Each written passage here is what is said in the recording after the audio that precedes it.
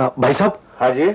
आजकल ये लोग यहाँ नहीं है क्या? नहीं जी, ये लोग अब यहाँ नहीं रहते। यहाँ नहीं रहते।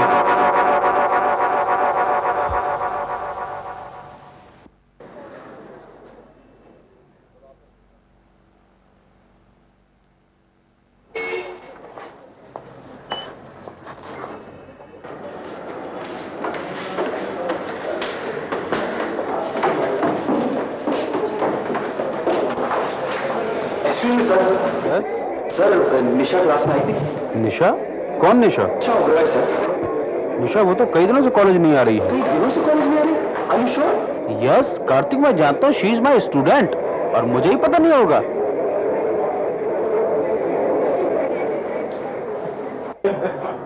यार दिल बड़ा परेशान है, लगता है कई दिनों से लैला दिखी नहीं ना। क्या पता यार उसने कोई दूसरा मजनू क्यों ढूंढ लिया हो।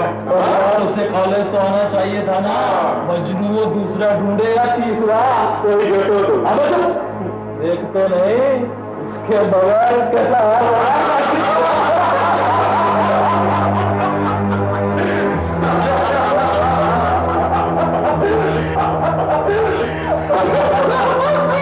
पता नहीं कहाँ गई निशा।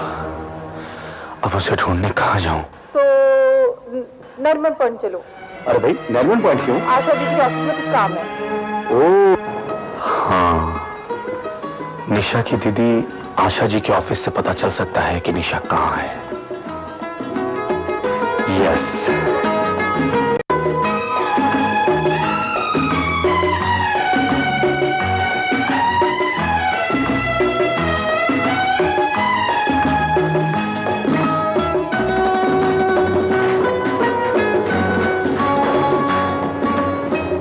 Okay sir. Excuse me madam, मैं यहाँ के असिस्टेंट डिजाइन इंजीनियर मिस आशा ओबरॉय। सॉरी, वो तो अब्रॉड गई हुई है। जी मैं जानता हूँ। मैं दरअसल उनकी छोटी बहन निशा जी के बारे में जानना चाहता था। मगर उनके बारे में हम क्या बता सकते हैं? हाँ, वैसे वो हर महीने आशा जी की सैलरी लेने आया करती हैं, मगर इस महीने तो वो आई नहीं।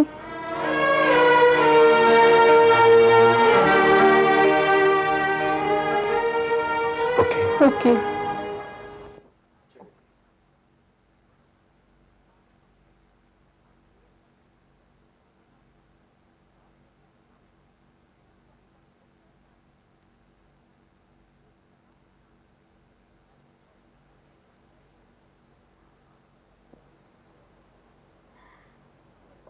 अरे वाह, लगता है पंचकनी में आके तुम्हारा दिमाग काफी चलने लगा है। वैसे इस पेंटिंग का टाइटल क्या रखोगी? तुम ही बताओ, इसका टाइटल क्या होना चाहिए? मेरे ख्याल से तो इसका टाइटल होना चाहिए जिंदगी। क्यों? जिंदगी ऐसी तो नहीं, कम से कम तुम्हारी तो बिल्कुल ही नहीं। सबकी जिंदगी का असली रूप यही है निशा, एक फैला हुआ सुलगता रेगिस्तान। हाँ, दुख दर्द की रेत पर किसी उम्मीद के झरने की तलाश में बढ़ते हुए इन कदमों के निशान कुछ कम ज्यादा जरूर हो सकते हैं। चलो अब कुछ खा लो, सुबह से तुमने कुछ भी नहीं खाया। पर मुझे भूख नहीं।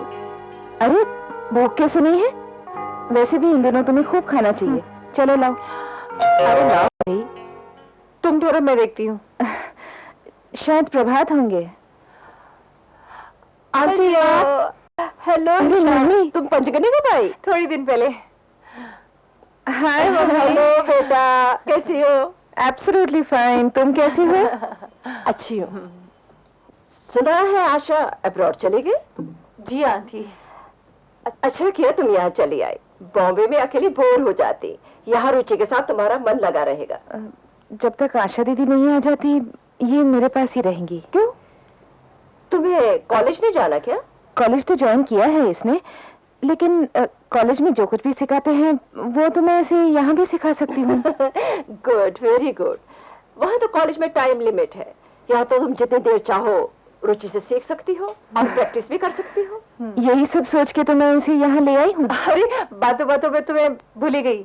आप क्या लेंगी? अरे पगली, ये तो मेरा अपना ही घर है। अच्छा, मैं कॉफी नाश्ता लाती हूँ। Okay, as wish. अरे, ये तुम्हारी नई पेंटिंग है क्या? ये मेरी नहीं है, निशा की पेंटिंग है। गुड, बहुत अच्छा हाथ है उसका। और तुम्हारी प्रैक्टिस कैसी चल रही है? Oh absolutely fine mummy. In fact Bombay के एग्जीबिशन के बाद कुछ नई पेंटिंग्स भी बनाई है मैंने। बहुत अच्छा। प्रभात कैसा है? ठीक है, अभी आते ही होंगे। अच्छा, लो शायद आ गए। हाय, हाय देखो तो कौन आया है। मम्मी। हाय, हाय देखो तो कौन आया है। मम्मी। नमस्ते मम्मी। आओ प्रभात। अब रुचि से तुम्हारे बारे में ही पूछ रही थी। कैसे हो? मैं बहुत अच्छा हूँ। आप लगता अभी आई हैं। हाँ, बस थोड़ी देरी हुई है। इस बार तो कुछ दिन रहेंगी ना? नहीं बेटा, बस कल ही चली जाओगी।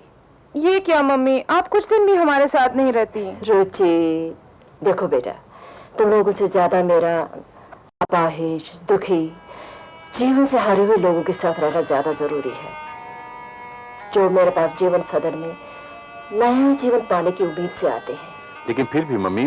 देखो प्रभात, आज एक दिन के लिए भी मैं तुम दोनों के काम से ही आई हूँ। हमारे काम से? हाँ। हेलो प्रभात। हेलो। ये लीजिए आंटी, गरम गरम कॉफी और sandwiches. I am not a good cook but I hope you like it. अरे नहीं बेटा। मम्मी आप कुछ कह रही थी कि आप हमारे काम से आई हैं? अरे हाँ, वो ऐसा है कि आज से 1.5 साल पहले हमारे जीवन सदर में एक 15-16 साल का लड़का आया था। ले परिस्थिति बेचारे को, शरीर के बहुत से अंग सड़ गए थे। फिर हमारी दवा दारू और सेवा से बिल्कुल ठीक होकर घर चला गया। उसके फादर बॉम्बे में एक बहुत बड़े बिजनेसमैन हैं और बहुत सी प्रोफेशनल आर्ट गैलरीज है उनके वहाँ। ऐसे ही बातों बातों में मैंने तुम दोनों का जिक्र किया और ये भी कहा कि तुमने बॉम्बे में एक एग्जीबिशन कर ली है, अब वो अपने आर्ट गैलरीज में तुम्हारी एग्जीबिशन स्पॉन्सर करना चाहते हैं। बस मैं इसीलिए आई थी। वाह मम्मी, आपने तो कमाल कर दिया। यू नो मम्मी, अभी पिछले महीने ही रुचि 2 स्पॉन्सर्स के बुलाने पर बंबई होकर आई है, लेकिन बात बनी नहीं। अब बन जाएगी। तुम दोनों एग्जीबिशन की तैयारी करो, मैं तब तक उनसे बात करती हूँ। Okay mummy. देखो तो रुचि कौन है? हाँ शायद डॉक्टर आंटी आई हैं। रुचि तुम बैठो, मैं देखता हूँ।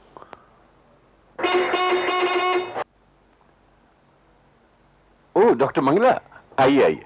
Hello Prabhat. Hello. How is Nisha? Nisha is okay, आइए। मैं चलती हूँ। नहीं नहीं, रुचि की मम्मी भी आई हैं, आइए ना। ओह, अर्पिता भी आई है। हाँ। मैं आती हूँ। आइए। मम्मी, डॉक्टर मंगला आई हैं। डॉक्टर मंगला आई है? अरे वाह, जीवन सदन को अर्पित जीवन दायिनी अर्पिता देवी, कैसी हो? अभी तो डॉक्टर से कोसों दूर बिल्कुल कुशल मंगल हूँ डॉक्टर मंगला। कब आई? बस जब तुमने देख लिया। वापस जीवन सदन जाना है या 2-4 घंटे यहाँ भी रुकोगी? लगता है काफी मजाक के मूड में हो। क्या करूं, दिन रात पेशेंट के बीच रह के कभी कभी मैं खुद को पेशेंट समझने लगती हूँ। तुम जैसी सहेली मिल जाती है तो थोड़ी देर के लिए हंस बोल के जी हल्का कर लेती हूँ। चलो नाश्ता कर लो। नहीं, नाश्ता तो मैं घर से करके चली थी। मैं यहाँ से क्लिनिक जा रही थी, सोचा निशा की तबीयत पूछती जाऊँ।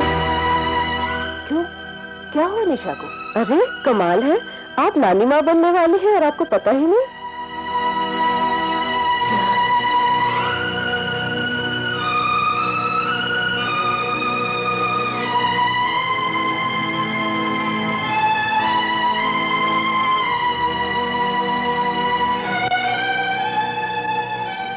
यहाँ अनिशा, जानती हूँ अक्टूबर की डेट है। 2-4 दिन पहले इसका ब्लड प्रेशर बहुत हाई हो गया था। How are you feeling now Nisha? देखो निशा, प्रिकॉशन लेना। ब्लड प्रेशर का इतनी हाई डिग्री तक जाना तुम्हारे और बच्चे के लिए खतरनाक हो सकता है। Please take care, okay? अच्छा अर्पिता, मैं चलती हूँ। अगर आज रात तुम रहो तो डिनर मेरे साथ लेना, ओके?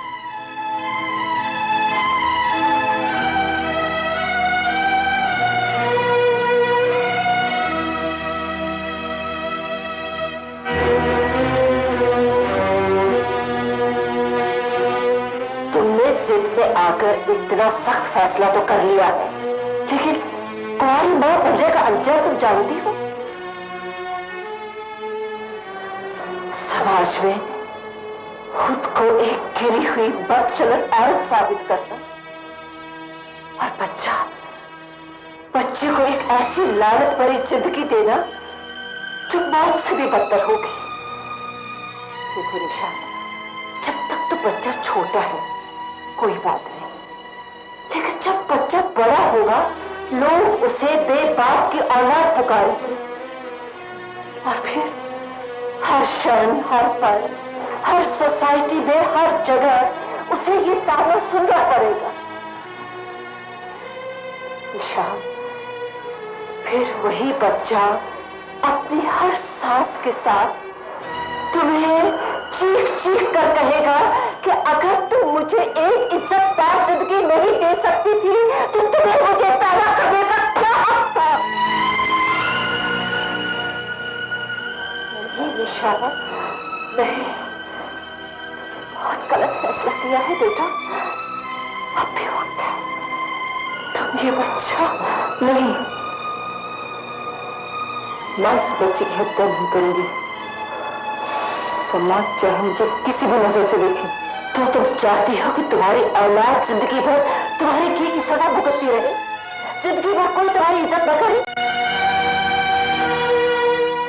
नहीं निशा, नहीं, हम सब इस दुनिया में दुनिया के साथ जीने पर मजबूर हैं।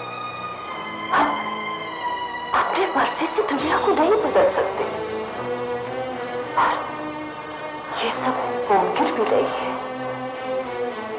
देखो निशा, तुम अपने बच्चे के बाप का नाम नहीं बताओगी, जबकि इस समाज में पैदा होने से लेकर मरने तक हर इंसान के साथ उसके बाप का नाम जाना बहुत जरूरी है।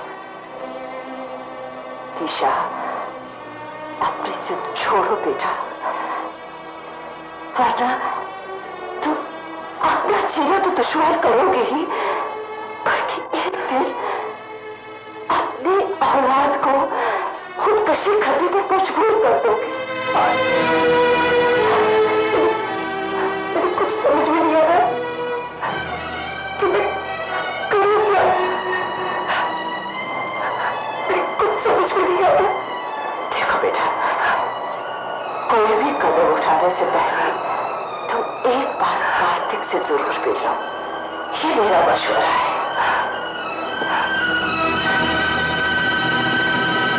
हमेशा अपने वकीलों के गलत मशवरे मानते रहते हैं। उन्हीं के कहने पे आपने अदालत में अपील ठोक दी। हमारे रुपयों के बारे में कुछ सोचा आपने?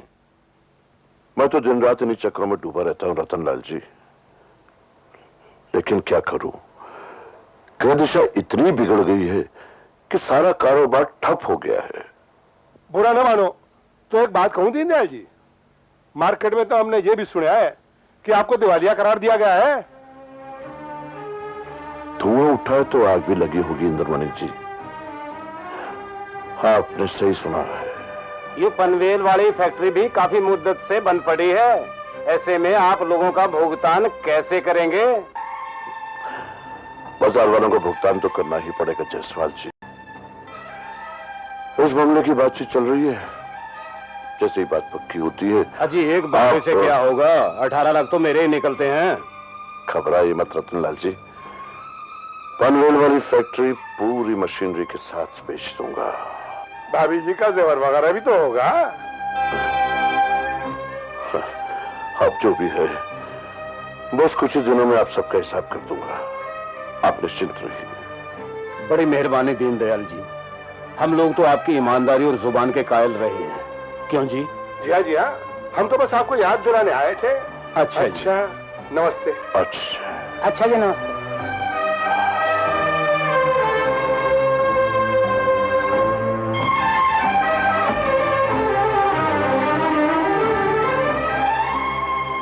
डैडी।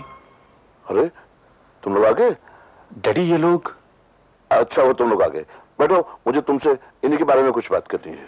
बैठो बैठो। जी।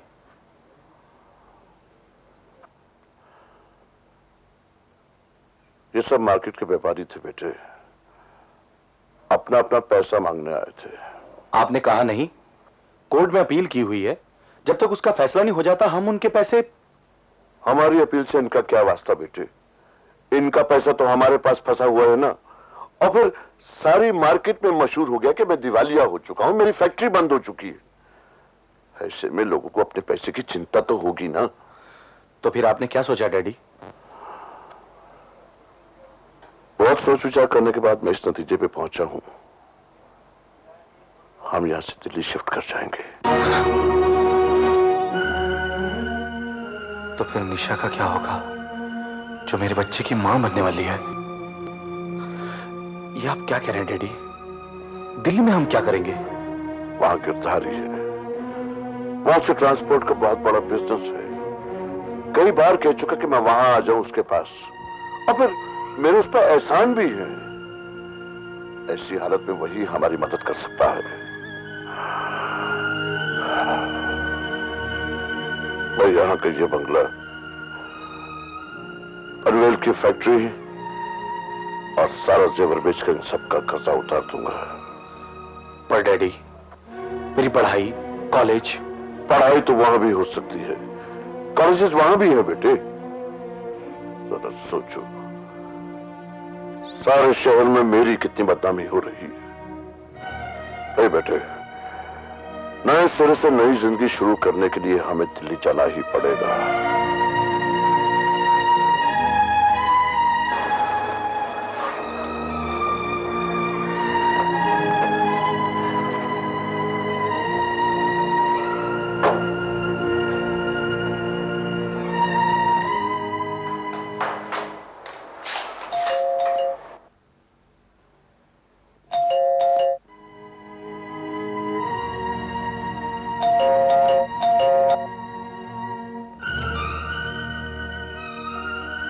लगता है आज भी घर पर नहीं है, पता नहीं कहां चली जाती है।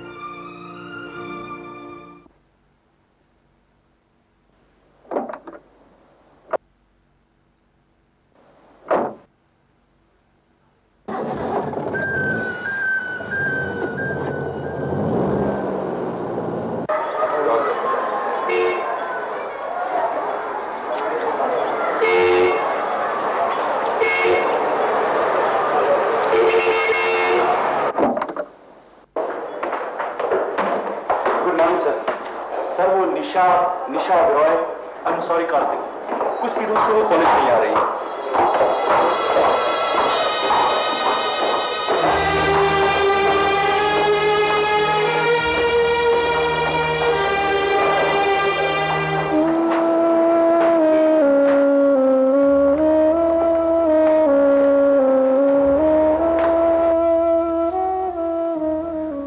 Excuse me madam. यस। क्या आप बता सकते हैं कि मिस निशा ओबेरॉय इस महीने भी अपनी बड़ी बहन की सैलरी लेने आई कि नहीं? 3 महीने से सैलरी लेने आई नहीं।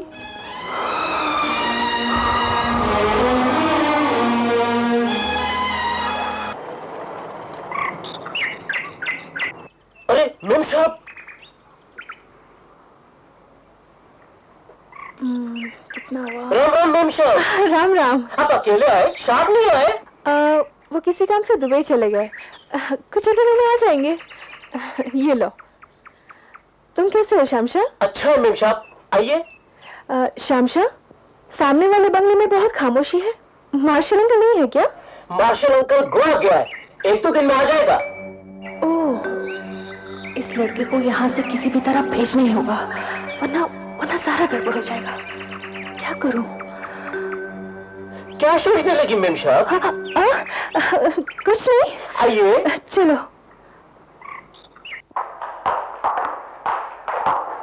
मेम साहब, आपके लिए खाने में क्या बनाऊं? शामशा, मुझे भूख नहीं है, मैं कुछ नहीं खाऊंगी। अरे हाँ, मुझे लिखने के लिए पेन और लेटर पैड लेके आना। जी मेम साहब।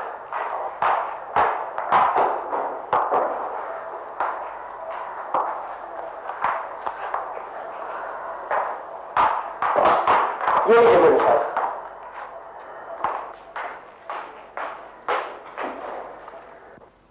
अमर, प्यार भरी याद। उम्मीद है तुम खैरियत से होगे। ये खत मैं तुम्हें पंचगनी से लिख रही हूँ। डॉक्टरों के मुताबिक मुझे आराम की सख्त ज़रूरत है, इसलिए इंस्टीट्यूट से इस्तीफा देकर मैं यहाँ आ गई।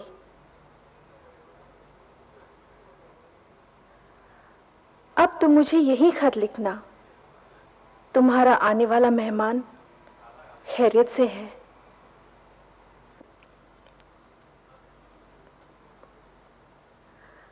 अपना ख्याल रखना। तुम्हारी सुनंदनी।